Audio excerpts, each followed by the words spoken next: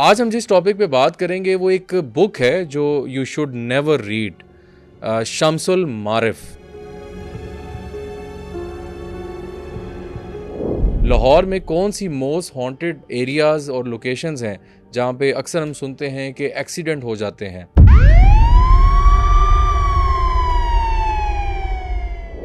आज के दौर में अगर हम इस बुक को पढ़ें या इस बुक की कोई कॉपी देखें तो उसमें 650 सफ़ात हैं, 650 pages, a huge number.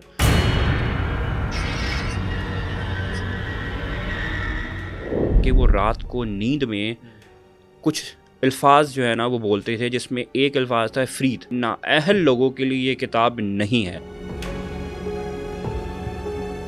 Gym खाना रोड के साथ गोरा कब्रिस्तान है, जेल रोड पे, वहाँ भी एक्सीडेंट्स होते हैं रोड्स में। उनके उस्ताद कहते हैं कि उस चीज़ ने उसको उठाया बाइक से और ज़मीन पे पटका और उसके सामने आके उसकी ना दोनों जो बोन्स थी ना उसको तोड़ा।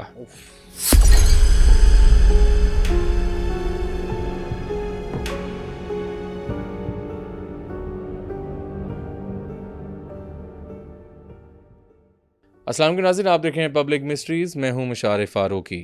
नाज़रीन, जादू और जिन्नात की हम अक्सर बात करते हैं और लेकिन कुछ गलतियां हम कर बैठते हैं जो उसका जो रिज़ल्ट है वो हमें बहुत ज़्यादा नेगेटिव मिलता है। कुछ ऐसी चीज़ें मौजूद हैं सोशल मीडिया पे और वैसे जो कि जादू के हवाले से हमें बताई गई, जिससे लोग नेगेटिव भी लेते रहे, पॉजिटिव भी लेते रहे। आज हम जिस टॉपिक पे बात करेंगे वो एक बुक है जो you should never read, Shamsul Maarif उसको कहा जाता है। बहुत ज़्यादा सोशल मीडिया पे उसका ज़िक्र हो रहा है आजकल। हम भी आपको मना करेंगे कि वो चीज़ ना अटैम्प्ट की जाए, ना पढ़ी जाए। आज हमारे पास जो गेस्ट हैं वो इस हवाले से हमें थोड़ा सा गाइड भी करेंगे। कुछ ऐसी चीज़ें उनके इर्द गिर्द ऐसे ही मामलात हुए इस बुक के हवाले से, उनसे जानेंगे। लाहौर में कौन सी मोस्ट हॉन्टेड एरियाज़ और लोकेशंस हैं जहाँ पे अक्सर हम सुनते हैं कि एक्सीडेंट हो जाते हैं, इस हवाले से आज पॉडकास्ट करेंगे। हमारे साथ बहुत ही मोहतरम जुनैद तारिक हमारे साथ मौजूद हैं। अस्सलाम वालेकुम। वालेकुम अस्सलाम। मुशारिफ, कैसे हैं आप? ठीक हैं? आप कैसे हैं जुनैद? ठीक हैं? Fine, thank you so much. आपका शुक्रिया आपके कीमती टाइम का। जुनैद, देखने वालों को ज़रा अपने बारे में बता दें कि व्हाट डू यू डू और क्या मामला है। Actually, I'm working as a head of quality assurance in a retail industry, and I'm working in that industry from last 4 to 5 years. और जॉब कर रहा हूँ और उसके साथ मुझे इस तरह के टॉपिक्स जिसमें आपके जन्नात और मामलात, इस तरह के जो आपकी डिवाइन बुक्स कह लें, उसके बारे में नॉलेज रखने की मुझे शुरू से एक आदत रही है। और मेरा ख़्याल है कि हमें इस तरह की चीज़ों के बारे में इल्म रखना चाहिए ताकि हम कोई भी ऐसा इक़दाम ना करें जिससे हमारी कोई भी पर्सनल लाइफ पे या हमारी सराउंडिंग पे कोई इम्पैक्ट आ सके। बहुत अच्छी बात, बहुत अच्छी बात। तो उसी से रिलेटेड जो है वो आपने मुझे बताया कि आपका ये एक टॉपिक था, तो मैंने कहा कि इस पे मेरा जो भी नॉलेज है मैं वो शेयर करूं पब्लिक के साथ भी, आपके साथ भी, ताकि हमें वो आगाही हो सके। एग्जैक्टली हम तो कोशिश करते हैं जुनैद के रिसेंट हम जितने भी पॉडकास्ट किए उसमें ये जिक्र हम लाजमी करते हैं कि कोई भी आपने पढ़ाई करनी है, चाहे वो वजीफ़ा है, कोई और चीज़ है, किसी उस्ताद की रहनुमाई लें, खुद से चीज़ें ना करें। यस, क्योंकि ये ऐसी चीज़ है जो आपको फिर उसका रिएक्शन जो है ना वो ज़िंदगी भर फिर जान नहीं छोड़ता। ये एक ऐसी चीज़ है, ये ऐसी मखलूक़ात हैं, ये ऐसी चीज़ें हैं जो एक बार आपके पीछे पड़ जाए तो वो आपका पीछा नहीं छोड़ती। शम्सुल मारिफ के बारे में क्या कहेंगे? बुक कितनी पुरानी है, क्या हिस्ट्री है इसकी? अच्छा, शम्सुल मारिफ जो है इसका प्रॉपर एक नाम है शम्सुल मारिफ वल लताइफुल आवारिफ। ओके। ये एक अरबिक आपके जो थे स्कॉलर थे, इनका नाम था अहमद अल बूनी। ओके।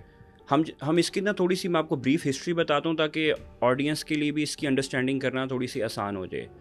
अहमद अल बूनी जो हैं वो 727 में अल्जीरिया में पैदा हुए थे। Okay. He was from the decent family, scholar family से थे। उनकी अपब्रिंगिंग भी जो है वो एक सूफीज़म के एक पैटर्न से ही हुई। उनकी जो इब्तदा में जो है वो अल्जीरिया में उनकी तालीम थी। उसके बाद वो मूव कर गए इजिप्ट में। मिस्र में उनकी तमाम तालीम, उनकी तमाम जो है एक्सपेरिमेंट्स और वर्किंग वो होते रहे। उन्होंने ये किताब लिखी जिसका मायने ये शम्सुल मारिफ का एक्चुअल जो मीनिंग है वो है सन ऑफ नॉलेज। नॉलेज का एक ज़ख़ीरा, नॉलेज का पूरा एक आप कह सकते हैं कि यूनिट ऑफ नॉलेज जिसमें हर चीज़ आ सकती है।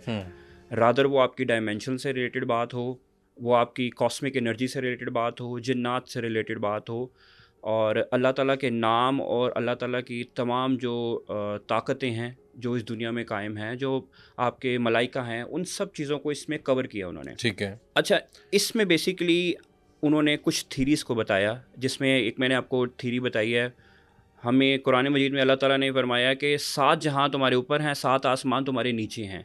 उस वक्त में अलबूनी ने जो है ये चीज़ अपनी उस बुक में मेंशन की जिसको हम 14 डायमेंशंस कहते हैं। ओके। जबकि बहुत अरसे के बाद अगर आप यूरोपियन ममालिक, मगरबी ममालिक की बात करें जी। तो उन्होंने 10 डायमेंशंस का जिक्र किया है, जिसमें आपकी स्ट्रिंग थ्योरी आती है, बहुत कॉमन है, बड़े लोग उस चीज़ को पढ़ते हैं। स्ट्रिंग थ्योरी आती है जिसमें 10 डायमेंशंस हैं जी।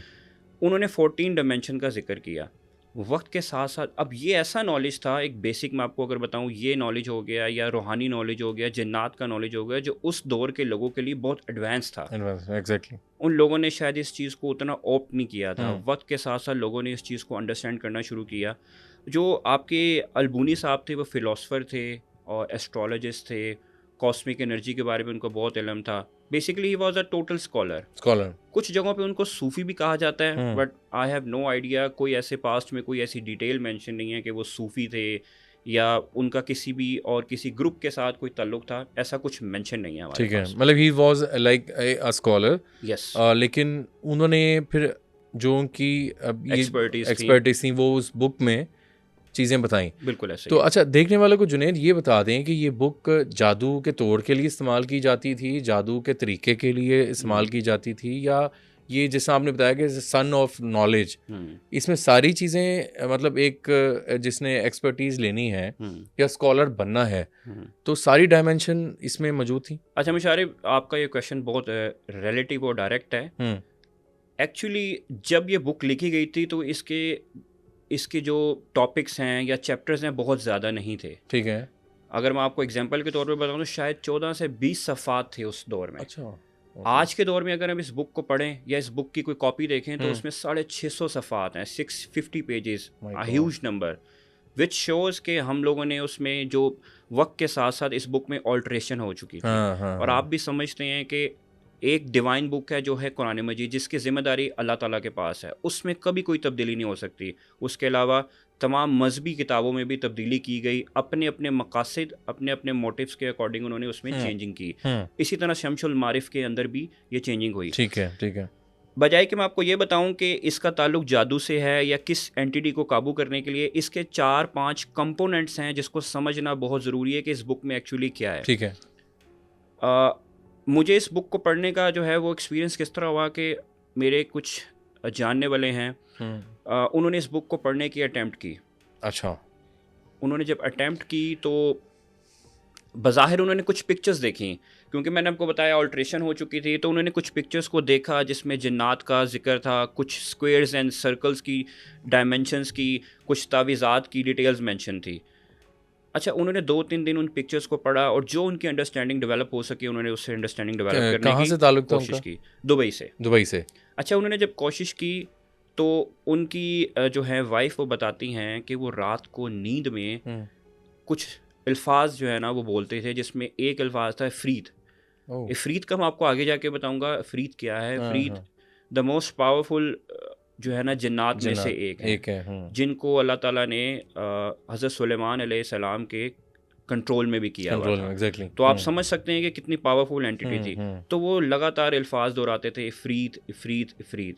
अच्छा। और जब उन्होंने उठना तो वो कहते थे कि मुझे हेलुसिनेशन सी फील होती है, मुझे लगता है कि हर वक्त मेरे पीछे कोई है या मेरे से कोई बात करने की कोशिश कर रहा है, या उनको मल्टीपल सिनेरियोस फील होते थे। तो ये बड़ी अलार्मिंग चीज़ थी। बज़ाहिर उन्होंने किताब का पढ़ा नहीं था। अब इसमें एक ये चीज़ आती है कि अलबूनी ने अपनी किताब के बिल्कुल स्टार्ट में एक चीज़ बताई थी कि नाअहल लोगों के लिए ये किताब नहीं है। अच्छा। नाअहल लोगों का मतलब अनएजुकेटेड नहीं होता। नाअहल का मतलब वो होता है जिनका अल्लाह के साथ कनेक्शन डेवलप नहीं है। अलबूनी का मेन फोकस इस किताब का जो था वो लोगों को जन्नात के बारे में इल्म देना या कोई अमलियात करने का मकसद नहीं था। उनका मकसद था, उनके नॉलेज को उन्होंने एक बुक में परसीव कर दिया था। तो उन्होंने यही कहा कि नाअहल लोग इस चीज़ से दूर रहें, जितना दूर रहेंगे उतना ही बेहतर होगा। उसमें लिखा हुआ था प्रॉपर। यस, ठीक है। उसके एक चैप्टर में ये मेंशन्ड है, हमदो सना के बाद। ओके। अब एक बंदे का ईमान स्ट्रांग नहीं है और अगर वो ऐसी किताबों को पढ़ने की कोशिश करेगा तो हाँ, it is very much obvious कि उसके डेफिनेटली। साथ ऐसे मामलात होंगे। फिर उन्होंने अपने जो हैं वो नेक जो हैं कुछ स्कॉलर से कुछ वो जो हैं वज़ाइफ वगैरह करवाए, तो वो उस चीज़ से अब आज़ाद हैं। तो ये ठीक है, हमारी जनरेशन के लिए एक बहुत बड़ा मैसेज भी है कि हमें कोई भी ऐसी किताब, कोई भी ऐसी चीज़ किसी के कहने पे कभी भी नहीं पढ़नी कभी नहीं चाहिए, पढ़ा, जब एग्ज़ैक्टली। हमें पता है कि हमारा एक तो ईमान स्ट्रांग नहीं है और दूसरा हम उसके बारे में डिटेल में कुछ जानते नहीं नहीं पता हैं। और बगैर उस्ताद के आप किसी चीज़ को अटेम्प्ट करने लगे हैं, और ऐसी चीज़ हमारे यहाँ एशिया में ख़ास तौर बिल्कुल पे ऐसे ही है। ये बहुत ज़्यादा होती है कि फ़लानी चीज़ हमने चेक करनी है, जादू के तरीके चेक करने हैं। और आजकल का जो दौर चल रहा है जुनैद, उसमें ये चीज़ बहुत हो चुकी है, ख़ास तौर पे हमारी जो ख़वातीन हैं, बिल्कुल ऐसे वो ही है। तो उनको तो ऐसी चीज़ें चाहिए, मसाला कुछ, ये मैं ख़ावंद को काबू कर लूँ, बिल्कुल ऐसे ही है। बिल्कुल ऐसे ही है। अगले पे जादू कर दूँ। हमारे सब कॉन्टिनेंट का सबसे बड़ा अलमिया ये है कि हम लोग जाहिलियत की तरफ ज़्यादा हैं। एग्ज़ैक्टली। हमें कोई बंदा कह देगा कि मैं ये काम कर सकता हूँ, तो हम उस पे यकीन ले आते हैं, बजाय कि हम अपनी रिसर्च करें दीनी एतबार से, कुरान और जो है सुन्नत के मुताबिक हम उस चीज़ को अपनी करते हैं, हम लोगों की बातों में बहुत आ अच्छी जाते बात, हैं। बिल्कुल सही। खैर इस बुक के बेसिकली 40 डिवीजन्स हैं, ठीक आप है, उसको चैप्टर्स भी कह सकते हैं। ठीक है। क्योंकि हमारे पास थोड़ा कम टाइम है, हमने और भी चीज़ों को डिस्कस करना है, जी। तो मैं इसको 4 कंपोनेंट्स में डिवाइड करूँगा, जिससे लोगों को बहुत आसानी से पता चल जाएगा कि शम्सुल मारिफ के अंदर अलबूनी ने बयान क्या किया था, अलबूनी का मकसद क्या था और लोगों ने उसको किस तरह से आगे बाद में बिल्कुल ठीक, यूज़ किया। बिल्कुल ठीक। फर्स्ट पार्ट में अलबूनी जो हैं वो हम्दो सना से शुरू करते हैं, बिस्मिल्लाह, और वो सारा कुछ जो कि एक प्रॉपर सूफीज़म में आता है, हम्दो सना का इस्तेमाल करते हैं, जी। बड़ा बेसिक होता है। जो सेकंड पार्ट होता है उसमें न्यूमरोलॉजी आ जाती है, अच्छा। उसमें नंबर्स का जिक्र आ जाता है, हरूफ इल्म आ जाता है, ठीक है, नंबर्स का नॉलेज आ जाता है, लेटर्स का नॉलेज आ जाता है। ये वो चीज़ थी जो अलबूनी को ग्रिप थी, जिस पे लोगों को शायद उस टाइम पे इस चीज़ का इल्म नहीं था। न्यूमरोलॉजी। अब ये न्यूमरोलॉजी जो है ये भी इस्तेमाल की जाती है जादू के लिए। हाँ। अगर आपने आज कई लोगों को देखा हो, आप मल्टीपल आपके मैंने पॉडकास्ट देखे हैं जिसमें वो पुतले का जिक्र होता है, उस सुई लगा के मल्टीपल चीज़ें और तावीज़ बनाते हैं। अगर आपका कभी एक्सपीरियंस हो, आपने कोई तावीज़ देखा हो, तो उस पर सर्कल्स में, स्क्वायर में बहुत सारे हरूफ मैंशनड होते हैं, एग्जैक्टली। तो वो इसी से अखज़ किया गया, मतलब हरूफ में बहुत ताकत होती हाँ, है। हाँ, हाँ। अलबूनी के मुताबिक हरूफ एक पावरफुल चीज़ है जिसको इस्तेमाल किया जाता है, तो उन्होंने इसका जिक्र पार्ट अपने सेकंड पार्ट Second में part में किया। इसका जिक्र ठीक किया। है। अच्छा, वो कहते हैं अलबूनी के मुताबिक कि अल्लाह के हर नाम में, अल्लाह के हर नाम में एक पोशीदा राज शामिल है। अब Okay. वो मैं कैसे आपको बताऊं? अलवदूदू, ठीक है, अलवदूदू जो है उसका मतलब जो है वो है मोहब्बत करने वाला। मोहम्मद करने वाला। अब इसके अल्फाज को अगर तोड़ा जाए, वाओ दाल, इस तरह से अगर आप कुछ उसको तोड़ के करें, तो अमलियात करने वाले लोग इस तरह के हरूफ को इस्तेमाल करते हैं किसी को मोहब्बत में कवर करने के लिए, किसी पे कोई ऐसा जादू करने के लिए। बिल्कुल ठीक। तो इसमें जो है वो अल्लाह का जो एक नाम था उसको देखें इस्तेमाल लोगों ने कैसे किया। हाँ। तो बेसिकली शम्सुल मारिफ में इन सब चीज़ों का नॉलेज था, जिसको वक्तन फ़वक्तन आपके जो काला इल्म कहते हैं उसके लिए लोगों ने इस्तेमाल करना अच्छा, शुरू कर जुने दिया। एक और आपने तवीज़ की बात की, तो जब तवीज़ बनाए जाते हैं तो ये लाजमी वाओ, बिल्कुल ऐसे ही दाल, है। बिल्कुल आपने एक्सपीरियंस किया होगा, कहीं ना कहीं किसी ने अगर लाम, देखा हो, ये चीज़ मस्ट होती है। सिंगल हरूफ होते हैं, हाँ। उसको तोड़ के जोड़ के कुछ वो ना कुछ बनाया होता बनाया है, जाता है। डायरेक्ट से इनडायरेक्ट बनाया होता है। वो इसमें कहीं ना कहीं ये चीज़ें आती हैं। अब इसी तरह थर्ड पार्ट में अलबूनी वज़ाइफ का जिक्र करते हैं, वजीफ़े करना। वजीफे। अब हाँ। ये अगर आप रूहानी बात करें तो रूहानी वजीफ़े भी होते हैं। हाँ। किसी को अगर बुखार है तो उसका एक वजीफ़ा होता है कि फ़लाँ, अगर आप कुरान मजीद में भी अगर आप देखें तो मेंशन है कि यार कुछ चीज़ें पढ़ते हैं उससे आपकी वो बीमारी की जो तासीर है वो कम हो जाती है। सर दर्द के लिए अलग से, दांत दर्द के लिए अलग से है।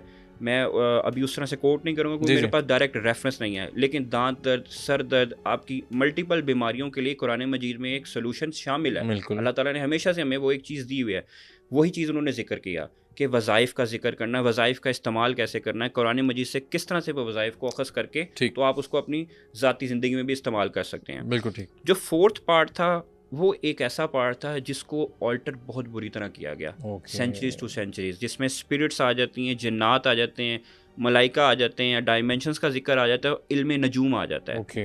इल्म नजूम में आपको पता है 12 बरूज हैं, जिसको आपके जो स्टार्स हम कहते हैं आज के दौर में, उसका इल्म भी उन्होंने उसमें बयान किया। तो मतलब शम्सुल मारिफ के अंदर वो हर चीज़ शामिल थी जो आपकी बेसिक दुनिया से लेके तो डायमेंशंस, आसमान, वो हर चीज़ शामिल थी उसमें। अच्छा, इस बुक में अगर आप ओवरऑल देखें तो क्या क्या इंक्लूड था, अगर मैं आपको इंक्लूजन की बात बताऊं तो उसमें एस्ट्रोलॉजी थी, नंबर्स का नॉलेज मैंने आपको बताया, नंबरोलॉजी थी, आपकी कॉस्मिक एनर्जी से रिलेटेड था, मेडिकल से रिलेटेड बहुत सारी चीज़ें थी, और वक्तन फ़वक्तन लोगों ने मेडिकल की बहुत सारी चीज़ें उससे सीखी, ठीक है, पॉजिटिव और नेगेटिव दोनों।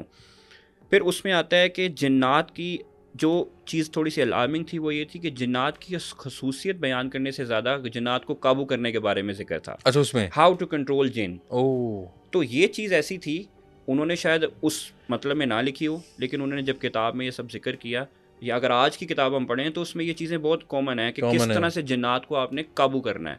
अगर कोई बंदा अब ये पढ़ेगा और उसको इस चीज़ का नॉलेज ही नहीं नहीं है है, कि वो क्या प्रॉब्लम मैं ये है। पढ़ते हुए किसी जिन को काबू कर रहा हूँ या मैं किसी जिन की खसूसियत के बारे में पढ़ रहा हूँ, तो एक तो वो शिर्क के ज़ुमरे में भी जाएगा, हाँ, हाँ, और दूसरा ये कि वो अपने लिए भी प्रॉब्लम्स क्रिएट प्रॉब्लम्स करेगा। नहीं, बिल्कुल सही है, और ये हमने हाईलाइट किया चीज़, और क्योंकि जिस तरह आपने बताया अब ऑल्टरनेशन हो गई है उसकी, और लोगों ने खुद से अपनी बहुत सी चीज़ें ऐड ऑन की हैं ऐसे ही उसमें, है, ऐसे ही है, तो ये काफ़ी फिर डिस्टर्बिंग चीज़ तो है। बिल्कुल ऐसे ही है, तो बिल्कुल ऐसे ही क्योंकि है। ये सवाल बड़ा किया जाता है कि जिन को काबू कैसे करना है। तो बिल्कुल अच्छा इसमें जो आपके जानने वाले थे जी, उन्होंने वो जिन का जिक्र किया, जी। उसके बारे में थोड़ा सा बताइएगा।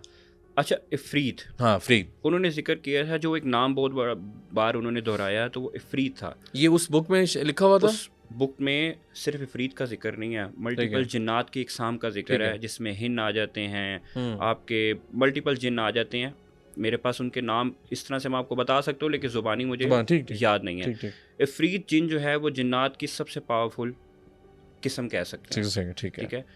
कि जब दुनिया में जिन्नात को शयातीन का एक दौर आ गया था, जिस पे अल्लाह ताला ने मलाइका को भेजा था और जिन्नात को भेजा था, तो उनमें से एक इफ़रीत की भी कौम थी जिसने जाके लड़ा था उन शयातीन से या शैतान जिन्नों से, हुँ, तो वो थोड़ा पीस लेके आए थे। पीस लेके, ठीक है। इफ़रीत को हज़रत सुलेमान अलैहिस्सलाम के दौर में अगर आप थोड़ा सा स्टडी करें हिस्ट्री को भी, तो हज़रत सुलेमान अलैहिस्सलाम को इस कौम के ऊपर, इफ़रीत के ऊपर अल्लाह ताला ने कुव्वत दी हुई थी, ताकत ओके, दी हुई थी। ओके, और ये वही थे जो हैकल सुलेमान जिन्होंने बनाया। हाँ, और हाँ। वो जो मलिका के बारे में एक बड़ी डिबेट जी, चलती है जी। कि जिसने कहा कि अगर मैं पलक झपकने में हुँ, वो पूरा उसका वो लेके आ सकता हूँ जी, थ्रोन, जी, जी। ठीक है? हुँ, तो ये चीज़ें बड़ी जो है ना कॉमन थी कॉमन उस थी। दौर में। ठीक, ठीक, तो ठीक। ये जो इफ़रीत है ये बेसिकली वो है।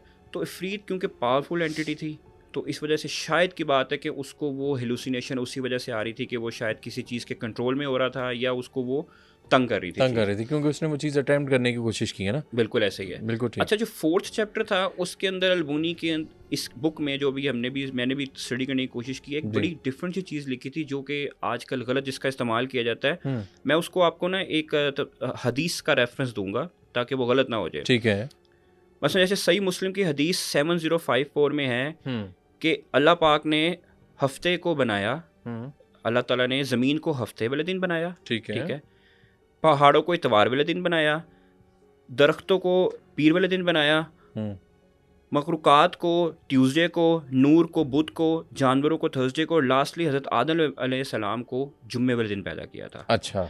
ये नॉलेज भी उस बुक के अंदर है कि दिन दिन और दिन आपके जो नंबर्स हैं उनका इस्तेमाल अल्लाह ताला ने किस तरह से किया है, क्या हम उससे कुछ निकाल सकते हैं कि नहीं, मतलब वो इस हद तक उसके अंदर डिटेल मेंशन है, ओके, ओके। जिसको आप कह सकते हैं कि जी ये ख़ास अहमियत बयान की है उसके अंदर। ठीक है। अच्छा, मोस्ट जो है वो अगर मोतबर आप देखें आज के दौर में सही मुस्लिम और सही बुखारी है, हुँ, ठीक हुँ, है, हुँ, दोनों की जो है हदीस के बारे में ज़िक्र है, हम सब उनको पढ़ते भी हैं।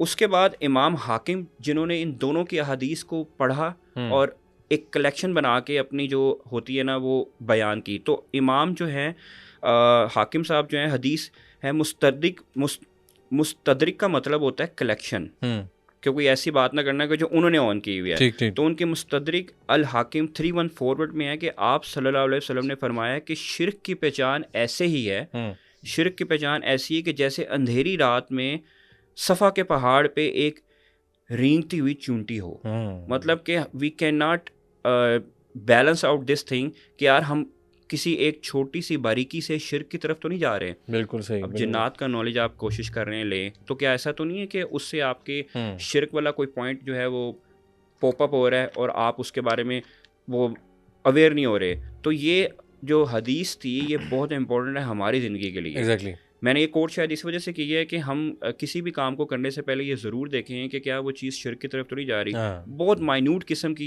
पॉसिबिलिटी कि हमें हुँ, पता हो कि हम उस तरफ जा रहे हैं। जा रहे हैं। सही बात, सही बात। अच्छा, अब इसमें जो है ओकल्ट की एक मैं डेफिनेशन बताऊंगा। ओकल्ट कहते हैं छुपा हुआ। ओके। ठीक है, ओकल्ट जो है बेसिकली एक लैटिन वर्ड जो है उससे निकला है, ओकल्टस से। इसमें ये है कि वो ऐसी चीज़ें जो छुपी हुई हैं जिनके बारे में हमें जानने की कोशिश नहीं करनी चाहिए। नहीं इस करनी बुक में वो चाहिए। सब कुछ था। ओके। ठीक है, ओके। जिस तरह मैं आपको बता देता हूँ कि इस बुक में एक चीज़ का जिक्र किया गया था, वो ये था कि एक वज़ाइफ बता दें या एक अमल बता दें। वो अमल ये था कि जी आपने, वो अमल मैं आपको एक्सप्लेन नहीं करूँगा, आपको सिर्फ उसके बारे में बताऊँगा जी जी। कि ट्यूसडे को वो ओरिजिनेट होता है और जुमेरात तक वो चलता है। अच्छा। ठीक है, ठीक है। उसमें आपने रोज़ा भी रखना है। ठीक है, ये ओके। भी उसकी शर्त है। क्या चीज़ें पढ़नी है वो मैं नहीं बता सकता, ना मुझे उसका इल्म है, ठीक है। लेकिन उस किताब में वो चीज़ें मेंशन है। ये इसको शम्सुल मारिफ की ये बात कर रहा हूँ। कनेक्ट किस चीज़ के लिए किया जा रहा था कि मैं आपको बताता हूँ हाँ कि हाँ इससे क्या होगा। अगर आप जिस तरह मैंने आपको बताया कि मंगल को उसकी शुरुआत होगी उस हाँ। अमल की, जुमेरात को वो ख़त्म होगा। सॉर्ट ऑफ चिल्ला कह सकते हैं। जिस तरह ओके। आपने देखा होगा जो अमल करते हैं वो चिल्ला काटते चला हैं। गया, हाँ। अच्छा, उसमें लिखा हुआ है कि जी उसके बाद आपने एक, जब वो अमल हो गया, आपने एक अंधेरी जगह पे अलोन एरिया में जाके बैठ जाना है। अच्छा। ठीक है, और मगरिब के टाइम आपको, आप आंखें खोलेंगे तो मगरिब के टाइम आपके सामने एक बंदा बैठा होगा जिसके हाथ लंबे होंगे, कद छोटा होगा और बड़ा भद्दा सा चेहरा होगा। अच्छा। उसको आपने अबू यूसुफ कह के बुलाना है। ये इस बुक में बताया गया कि आपने इस तरह से ये अमल करना है कि ओके। आपने उसको अबू यूसुफ कहना है। और उसके बाद ये मेंशन भी है कि अबू यूसुफ जब आप कहेंगे तो वो आपको कहेगा कि आपसे ना वो सवाल करेगा। उस टाइम पे आपने ज़रा मजबूत होना है। अगर आप समझते हैं कि आपके अंदर इतनी ताकत है कि आप किसी ऐसी चीज़ को देख कर तो खामोश रह सकते हैं या कोई ऐसा अमल नहीं कर सकते, खौफ ज़्यादा नहीं हो सकते, तो फिर उसके आगे लिखा हुआ था कि उससे आप जो मांगेंगे वो आपको करके देगा। अच्छा। मतलब कि जिन आपने काबू में कर लिया। ओके। उसी से एक वाक़या मैंने कहीं पढ़ा कि इसी तरह किसी ने वो अमल किया और जब वो अबू यूसुफ उसके सामने आया, सॉर्ट ऑफ जिन कह सकते हैं, वो उसको देख के ना डर गया। उसने अपनी आंखें बंद कर ली और जैसे उसने अपनी आंखें खोली तो वो अबू यूसुफ उसके चेहरे के बिल्कुल सामने था।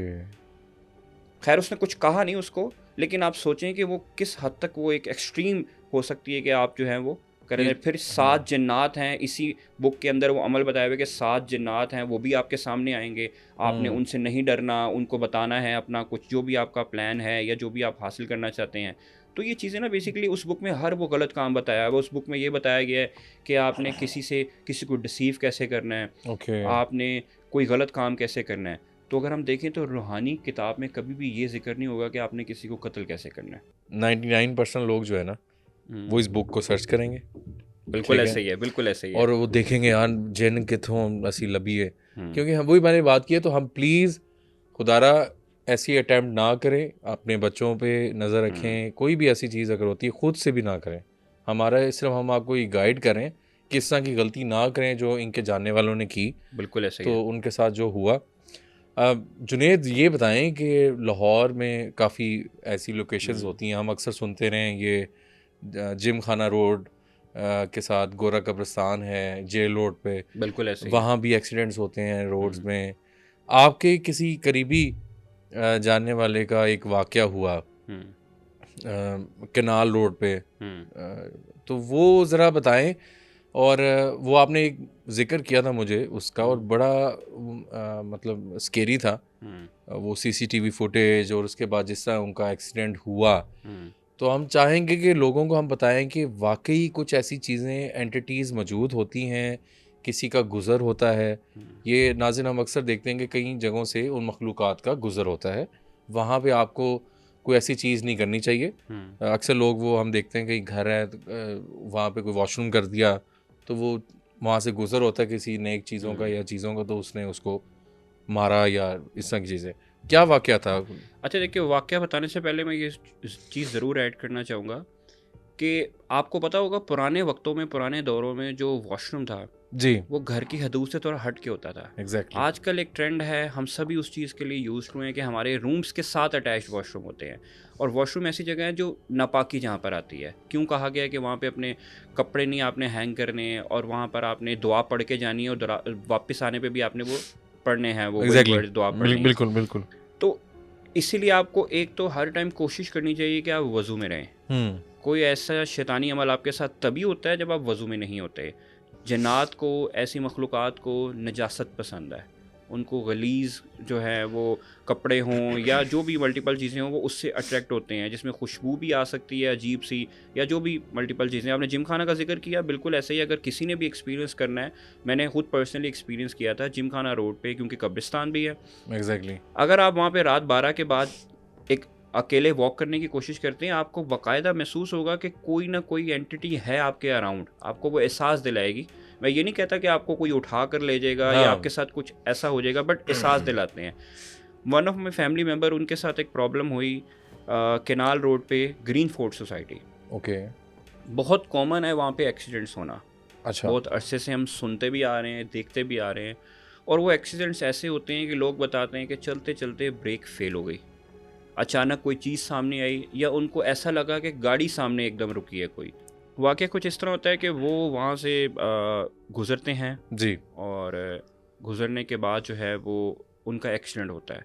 हमें कॉल आती है, हम वहाँ पर पहुँचते हैं। सॉरी टू, बाइक पे थे? जी। अच्छा, बाइक पे, ठीक है। अब टेक्निकली अगर कोई भी जिक्र करता है तो वो सबसे पहले यही सोचता है कि यार बाइक बहुत ज़्यादा स्पीड में होगी, इसकी वजह से एक्सीडेंट हुआ है। लेकिन मैं आपको हल्फन बता सकता हूँ कि अगर मैं कोशिश कर पाता कि आपको पिक्चर दिखा देता, द टाइम उनका एक्सीडेंट हुआ तो वो बाइक जब वहाँ से घर भेजी गई, क्योंकि ड्यूरिंग एक्सीडेंट टाइम जब रिकवरी टाइम था तो हमारे ज़हन में वो चीज़ें नहीं आई। जब वापस घर आए कुछ 2 दिन बाद, क्योंकि अनफॉर्चुनेटली वो उनका इंतकाल हो गया जी। इस सब चीज़ के बाद। अच्छा। मुशारिफ भाई, आप बिलीव करें कि उस बाइक पे एक खराश भी नहीं थी।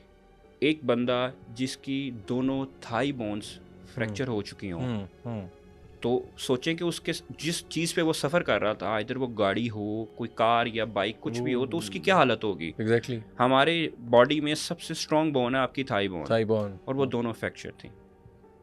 वो कॉन्शियस था, उससे जब बात हुई उसने बताया कि जी इस तरह, बस मुझे नहीं पता कि मेरा एक्सीडेंट हुआ और मैं इधर गिरा हुआ पड़ा हुआ था। अच्छा। खैर हॉस्पिटल लेके गए, जो भी मामला हुआ, रिकवरी नहीं हो सकी, और अल्लाह उसके दर्जात बुलंद करे। आमीन। Is no more with us. मेरे जो भाई हैं वो माशाल्लाह जो है मुफ्ती हैं, उन्होंने अपने उस्ताद से जाके पूछा कि इस तरह की प्रॉब्लम, बाइक पे कुछ नहीं हुआ और उसके वाइटल्स बड़े अनइवन थे, बीपी हाई है तो हार्ट रेट नीचे था, मल्टीपल चीज़ें उसके साथ हो रही थी। वो होश में था, कॉन्शियस था। हॉस्पिटल में भी उसने अपने सारे जो टेस्ट और सारी चीज़ें, इनिशियल प्रोसीडिंग्स होती हैं, वो उसने खुद करवाए। आउट ऑफ नोवेयर अचानक उसकी तबीयत इतनी ज़्यादा ख़राब हो गई कि उसको आईवी लगा दी उन्होंने, वो इतना कुछ हो गया। और खैर वो बड़ा एक अजीब सा इंसिडेंट था हमारी फैमिली का, जो कि खैर बुलाया नहीं जा सकता, बड़ा पेनफुल है। एग्जैक्टली।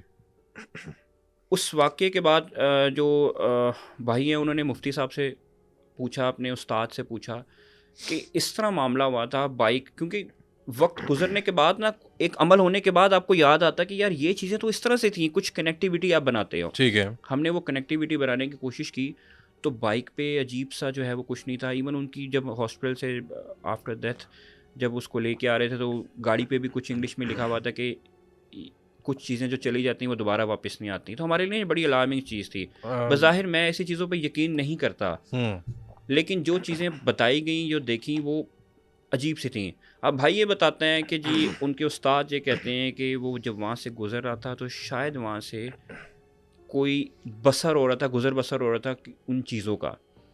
अच्छा। और बाइक जो है वो शायद किसी ईवल एंटिटी के बच्चे से गुजरी, शायद उसको पास आउट कर गई, जबकि ये इस फिज़िकल फॉर्म में तो नहीं होते। हाँ।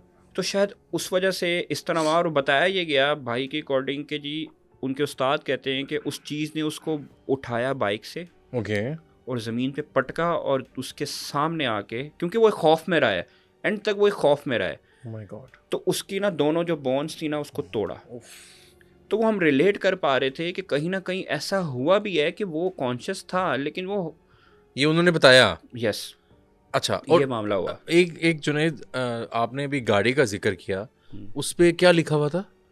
उसमें इंग्लिश में एक नरेशन लिखी थी कि कुछ चीज़ें तो आपकी वक्त के साथ आ जाएंगी, आपके साथ, आपके पास वापस, लेकिन हाँ। जो ये काम हुआ है या जो गया ये वापस नहीं आ सकता। किसकी गाड़ी थी वो? वो उनके फादर की थी, इनकी डेथ हुई।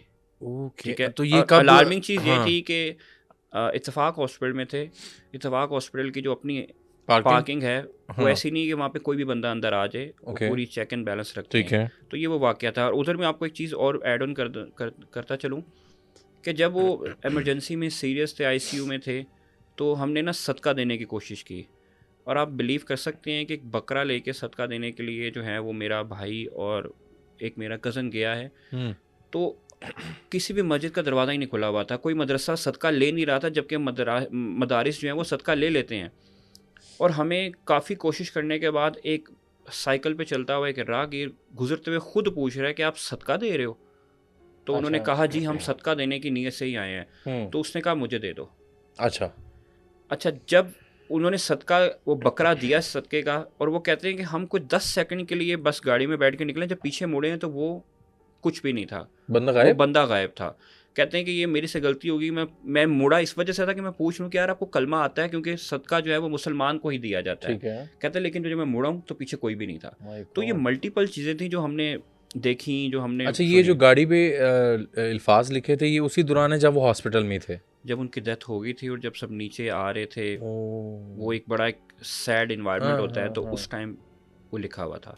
अच्छा, सीसीटीवी फुटेज देखी? सीसीटीवी फुटेज हमने देखी, क्योंकि ये वाकया ग्रीन फोर्ट वाली सोसाइटी जो है, क्योंकि वही ज़्यादा हॉन्टेड कहलाती है। सीसीटीवी फुटेज में बड़ा आसानी से ये चीज़ नज़र आ रही है कि बाइक पास आउट हो रही है। अच्छा। आगे जाके, क्योंकि जहाँ से वो कहता है कि मेरा एक्सीडेंट हुआ था, जब उसने बताया था तो वहाँ से उसकी बाइक के ऊपर कोई ना कोई अमल होना चाहिए था, लेकिन वहाँ से आराम से बाइक गुजर रही थी। ठीक है। ठीक है। और हैरानगी की बात ये थी, हैरानकुन बात है कि उसके साथ बाकी गाड़ियाँ भी गुजर रही थी। गुजर रही हैं। हमें शको शुबा ज़रूर हुआ था कि कोई गाड़ी वाला हिट करके चला हाँ, गया, हाँ। मल्टीपल चीज़ें, लेकिन वो खुद होश में ये कह रहा है कि मुझे पता नहीं कि मैं इधर कैसे पड़ा हुआ हूँ, मुझे किसी गाड़ी के साथ एक्सीडेंट नहीं हुआ, मैं फिसला नहीं, मैं स्किप नहीं हुआ, किसी भी तरह नहीं किसी हुआ। चीज़ ने उठा के नीचे रखा और और वो कहता है कि बस मुझे नहीं पता मैं यहाँ पे पड़ा हुआ था। अल्लाह अकबर। तो ये चीज़ें बड़ी कॉमन हैं। आपने देखा ही होगा लाहौर में तो बहुत सारे ऐसे एरियाज़ हैं जो हॉन्टेड हैं, जिसमें आपके ये जिम खाना वाला एरिया आ जाता है, केनाल पे वो एरिया बहुत कॉमन है, वहाँ पे एक्सीडेंट्स रेगुलर बेसिस पे होते हैं। एग्जैक्टली। रेलवे वाली साइड पे बहुत रेलवे। ऐसे एरियाज़ हैं। और चुबुर्जी हाँ, चुबुर्जी वाली साइड पे एक तो हॉन्टेड घर है, घर जिसमें है। बड़े लोगों ने कोशिश की जाने की। बिल्कुल, वो मुझे खैर पता है। बहुत ज़्यादा वो खस्ता हालत में है आज के दौर में, बिल्कुल मुझे पता है लेकिन जाके पैरानॉर्मल एक्टिविटीज़ लोग करते हैं। रेलवे एरियाज तो मैंने खुद एक्सपीरियंस किया हुआ है और मुझे आज तक नहीं वो भूलता। एक वहाँ पे एरिया है बोर्ड वाले चौक के पास, उसको रेलवे ट्रैक ऑफिस का जहाँ old- पे वो क्वार्टर्स बने हुए हैं। हाँ, रेलवे बिल्कुल। ट्रैक ऑफिस कहेंगे उसको, पुराने दफातर। वो अब का मुझे नहीं पता वहाँ पे क्या हालात हैं, लेकिन back in 2015-16 one of the most haunted location, मैंने आपसे जिक्र भी किया था। तो ये चीज़ें बिल्कुल हैं कि हमें कोशिश करनी चाहिए कि हमें नहीं पता वो चीज़ें कहाँ से गुज़र हैं उनका, कुछ भी ऐसी चीज़ ना करें।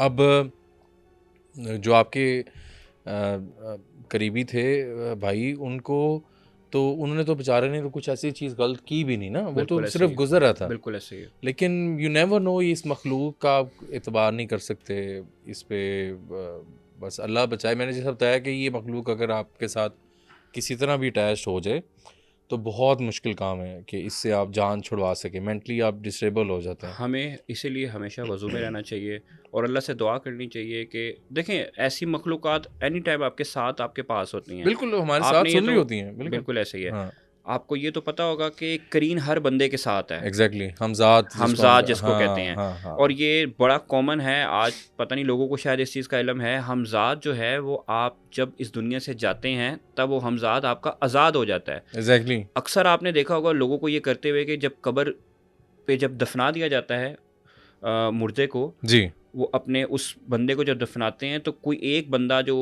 कोई सूरत यासीन पढ़ रहा होता है, कुछ नहीं, वो जाके उस कब्र पे इशारा करके शहादत की उंगली का इशारा करता है। ऐसे मैंने कई जगहों पे देखा है। हाँ, हाँ। वो बेसिकली कह रहा होता है कि इसका हमजाद भी किसी ऐसी एंटिटी के काबू में ना आ जाए, क्योंकि जो हमजाद होता है वो आपका वो साथ आपके जो करीन होता है वो हर टाइम आपके साथ आपको वसवसे में डालता है, बिल्कुल वही आपको चीज़ उकसाता रहता है जो कि ये शैतान करो। हम जिसको कहते हैं ना, आप अक्सर देखते हैं जो हाँ। आपको ऐसे ख्यालात आते हैं, जो खौफ पैदा होता है, तो ये करीन की तरफ से करीन होता है। होता है। लेकिन फिर वही बात है, करीन में इतनी ताकत नहीं है कि वो आपसे फैसला करवा सके। फैसला इंसान ने खुद करना होता है। हम अशरफुल मखलूक़ात हैं, अल्लाह ताला ने हमें ताकत दी है, हम उस वसवसे से निकल सकते हैं। मैं अगर आपको बता दूं, ये लास्टली सहाबा को जब नबी पाक सल्लल्लाहु अलैहि वसल्लम ने बताया कि करीन के बारे में, ठीक है, हमजाद के जी बारे में। जी। तो उन्होंने सवाल किया कि रसूल पाक क्या आपके साथ भी करीन है? तो उन्होंने कहा बिल्कुल मेरे साथ भी करीन है, लेकिन अल्लाह की मदद से वो करीन मेरे मातहत हो चुका हुआ है, वो मुझे नेकी की तरफ राग़िब करता है, वो मुझे नेक चीज़ें बताता है। तो उनका करीन, क्योंकि नबी पाक अलैहिस्सलाम जो हैं वो ऐसी हस्ती थे, उनका करीन उनके मातहत हो गया।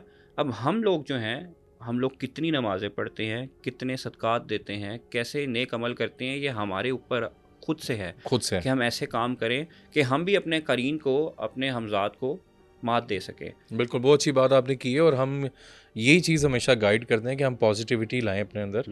इस्लाम से हम दूर होते जा रहे हैं, अपने रिलीजन से।